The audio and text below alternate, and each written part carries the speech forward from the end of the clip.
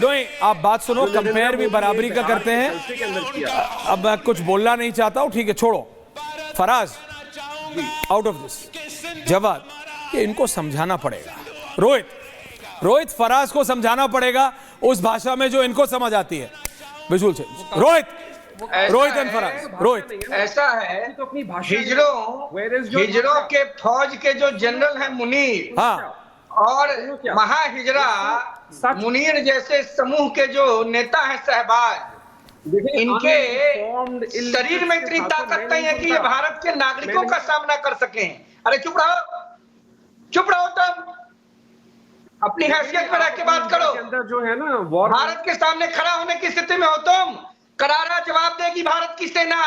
भारत के लोगों ने मन बना लिया है, हिजरों की नुमाइंदगी करने वाले पाकिस्तान को इस बार विश्व के मानचित्र से हम मिटा देंगे। हमने हराया है हर दौर में। कारगिल भूल गए क्या भी हमारे देश के द्वारा किया गया सर्जिकल स्ट्राइक। अपने हैसियत में रहो, पैजामे से बड़े नारा बनने का प्रयास मत करो। भारत एकता और अखंडता का प्रतीक है। भारत के कृपा से जीने वाले पाकिस्तानियों, तुम लोग अपनी हैसियत से बाहर जा चुके हो। हमारे बड़प्पन का, हमारे वसुदेव कुटुंबकम के भावना का नाजायज फायदा जो तुम लोगों ने उठाया, इस बार देश के यशस्वी प्रधानमंत्री आदरणीय नरेंद्र मोदी जी ने ये मन बना लिया है अपनी अत्यंत महत्वपूर्ण विदेश यात्रा को संक्षिप्त करके भारत लौटने के बाद प्रधानमंत्री जी ने हवाई अड्डे पर ही यह सिग्नल दुनिया को दे दिया था कि इस बार पाकिस्तान को वो सबक सिखाया जाएगा जो पाकिस्तान की आने वाली 77 पीढ़ियां नहीं भूल पाएंगी। और ये क्या बात करेगा बिलावल भुट्टो? इसने अपनी अम्मी महरूम प्रधानमंत्री बेनजीर भुट्टो की हत्या का बदला नहीं ले पाया। बात एक बिलावल भुट्टो की नहीं है, बात किसी की नहीं है। दर्शकों, क्या नाम है? हामिद खान एंड मेजर तूर। रोहित, में आ रहा हूं। मेरी प्रॉब्लम सिर्फ इतनी है कि हाँ, हामिद खान जी, जैसे इस समय आपकी शक्ल लग रही है ना, वो ही पाकिस्तान की हालत है इस समय। अगर आप अपनी शक्ल देख ले, वो ही हालत पाकिस्तान की है। That's what the reality is. ये जैसे जूम आउट आप हो रहे हैं, वैसे ही जूम आउट पाकिस्तान हो जाएगा। ये प्रैक्टिकली अगर मैं 30 सेकंड चला दूं तो ये हालत पाकिस्तान की होने वाली है।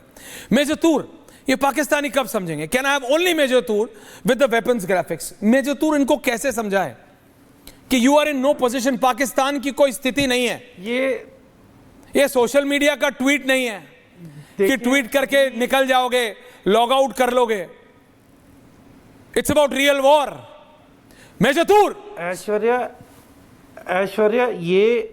ऐश्वर्या, ये जो आतंकवादियों के जो दलाल हैं, पहली चीज तो लश्कर तैयबा का जो हाफिज सईद और जैश ए मोहम्मद का जो सईद सलाउद्दीन है, इनको अच्छे से महफूज रखना जहां पे रख सकते हो, अपने न्यूक्लियर साइट पे या कहीं अंडरग्राउंड बंकर पे, क्योंकि पहले टारगेट ये वाइप आउट तो होंगे ही होंगे। दूसरा, अब्रॉड में चाहे यूरोप हो, कनाडा हो, जो मर्जी फॉरेन कंट्री हो, पाकिस्तानी स्पाइज और ISI agents will be assassinated, they will be killed, because इन्होंने हद पार करके रखी हुई है। निखिल गुप्ता को इन्होंने गलत तरीके से फंसा के रखा है। वो भी डोंट वरी, अमेरिका के साथ हम 1 to 1 हैं। देखे, अभी अब से शायद 1.5 महीने बाद एक अनाउंसमेंट होगी कि इंडिया में इजराइल, फ्रांस, यूके, इन सब के हवाई जहाज उतरे हैं।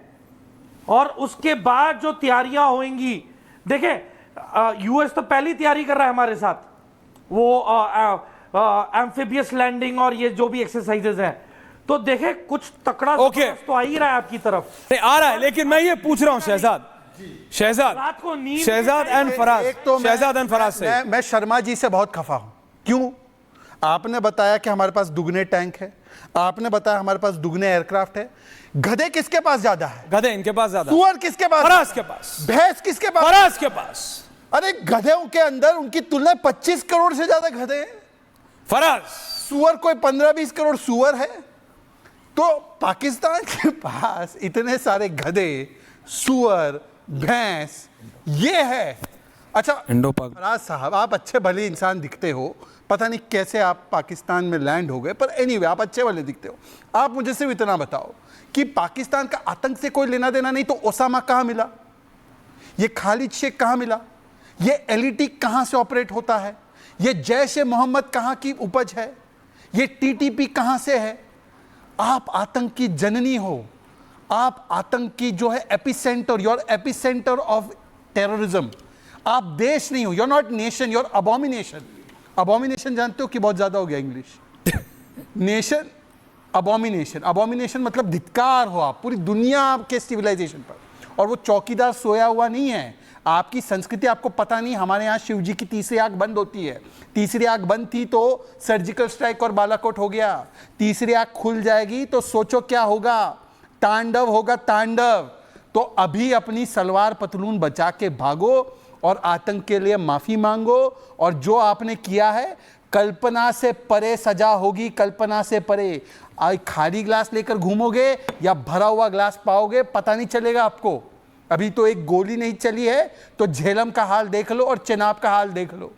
इसीलिए मैं कह रहा हूं आपके पास मौका था, हम और आप एक साथ ही स्वतंत्रता मिली ना।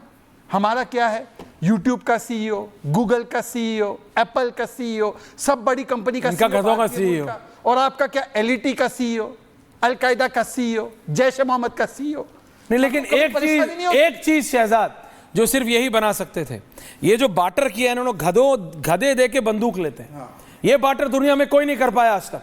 ये चाइना को गधे देते हैं, उनसे उससे बंदूक ले लेते हैं। जवाद इतना दिमाग किसी का नहीं चलता। और मेरे को पता है असली नहीं कौन है। नहीं एब्सोल्युटली। लेकिन फराज नहीं लगता कि आपको on a very serious note, बोला उन्होंने सारी चीजें स्वीकार। फराज साहब, फराज स्वीकार कर रहे हो सब कुछ। Faraz and Jawad, Faraz and Jawad. लेकिन मैं इसको एक्सेप्ट क्यों करूंगा, ये इंतहाई अनइंटेलेक्चुअल सवाल है। बिकॉज आपने तो आप intellectual कर लो। सेल्फ सर्विंग, पाकिस्तान में भी इंटेलेक्चुअल होते हैं। अच्छा जोक था, अच्छा वैसे self serving, self selective, cherry picked आपने इंसिडेंट्स बता दी कि अच्छा दहशतगर्दी के सीईओ फलां दहशतगर्दी का। आपने अपनी नागालैंड के अंदर बात तो नहीं की, झारखंड के अंदर बात तो नहीं की। तमिल टाइगर्स की जो पूरी फैक्ट्री थी वो आपके मुल्क से चलती रही। उसके बाद कुलभूषण यादव बलूचिस्तान से पकड़ा गया, आपका सर्विंग कमांडर था। आप कहते हैं खैबर पख्तूनख्वा में सर्जिकल स्ट्राइक करने, शहजाद, आपका खैबर मिग 2 पख्तूनख्वा में में गिरा कौन दिया है? हम लोगों ने। अभिनंदन आपका फौजी ये जो हाजर है था, बलूचिस्तान के श्रीलंका में था। मशहूर है। एलटीटी श्रीलंका में ये था। कौन से विजुअल्स है मेरे भाई? LTT was in Sri Lanka. आपको श्रीलंका और इंडिया दो डिस्टिंक्ट, दो अलग अलग देश है साहब। Anyway, you cannot do it, you cannot do it, इसलिए you are not sir doing इतनी it। इंग्लिश तो आपके यहाँ तो कोई समझ में नहीं आता किसी को। काहे बोल रहे हो? के आते हैं, ये सब जॉन हॉपकिंस के पढ़े हुए हैं, किंग्स कॉलेज के पढ़े हुए हैं ना। ये देखो हामिद खान साहब जब पाकिस्तान में रहते हैं, माइंड यू, मैं इनको बिना देके बता देता हूं, ये जब टाई पहने रहते हैं तब ये लंदन में होते हैं। अच्छा। पाकिस्तान में आते ही ये टाई उतार देते हैं।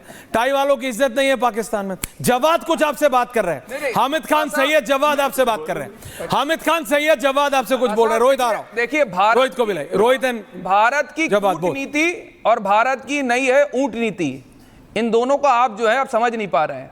कूटनीति के स्तर पे तो अब तो हम लोग कूटने जा ही रहे हैं आपको, तो कूटनीति आपको समझ में आ ही जाएगी। दूसरी हैरानी की बात यह है साहब, आप जिस तरीके से वॉर को बढ़ावा दे रहे हैं, जिस तरीके से आप अपनी पूरा आतंकवाद को बढ़ावा दे रहे हैं, वो पता किस लिए है?